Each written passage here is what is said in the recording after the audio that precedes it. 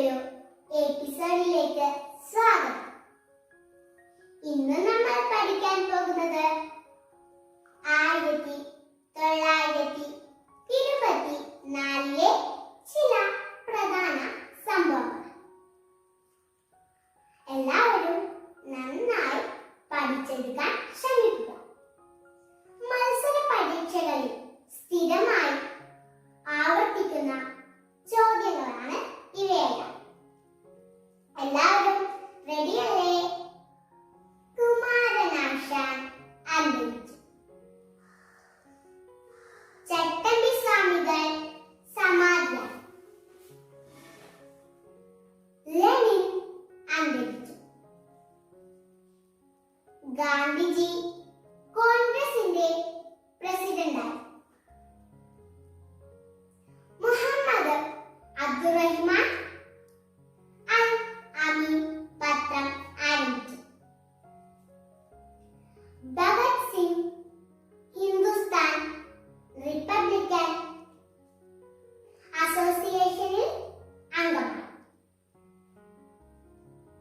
ഉസ്താദ് ബിസ്മില്ല ഖാൻ സംഗീതത്തിൽ അരങ്ങേറ്റം നടത്തി. ശ്രീമൂലം തിരുനാൾ അന്തരിച്ചു. CV രാമൻ ലണ്ടനിലെ റോയൽ സൊസൈറ്റിയിൽ അംഗമായി. P. ഭാസ്കരൻ ജനിച്ചു. സേതുലക്ഷ്മിബായി തിരുവിതാംകൂറിന്റെ രണ്ടാം റീജന്റായി. ആദ്യത്തെ വിന്റർ ഒളിമ്പിക്സ് ഫ്രാൻസിൽ നടന്നു.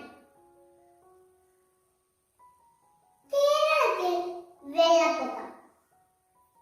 ഇത് 99 വെള്ളപ്പൊക്കം എന്നറിയപ്പെട്ടു. ഫ്രാൻസിന്റെ തലസ്ഥാനമായ പാരീസ് രണ്ടാമതും സമ്മർ ഒളിമ്പിക്സിന് വേദിയായി.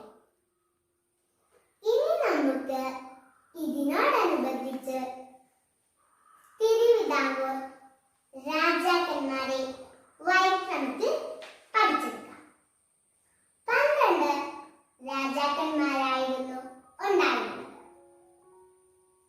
മാർത്താണ്ഡവർമ്മ, കാർത്തിക തിരുനാൾ, അവിട്ടൻ തിരുനാൾ, ഗൗരി ലക്ഷ്മിബായ്, ഗൗരി പാർവതിബായ്, സ്വാതി തിരുനാൾ, ഉത്രൻ തിരുനാൾ, ആയില്യം തിരുനാൾ, വിശാഖം തിരുനാൾ, ശ്രീമൂലം തിരുനാൾ, സേതുലക്ഷ്മിബായ്, ചിത്തിര തിരുനാൾ.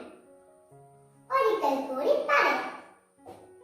മാർത്താണ്ഡവർമ്മ, കാർത്തിക തിരുനാൾ, അവിട്ടം തിരുനാൾ, ഗൗരി ലക്ഷ്മിബായി, ഗൗരി പാർവതിബായി, ചാതി തിരുനാൾ, ഉത്തം തിരുനാൾ, ആയില്യം തിരുനാൾ, വിചാരം തിരുനാൾ, ശ്രീമൂലം തിരുനാൾ, സേതുലക്ഷ്മിബായി, ചിത്തിര തിരുനാൾ.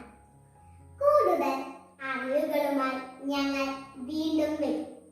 എല്ലാവർക്കും നന്മകൾ നേരുന്നു.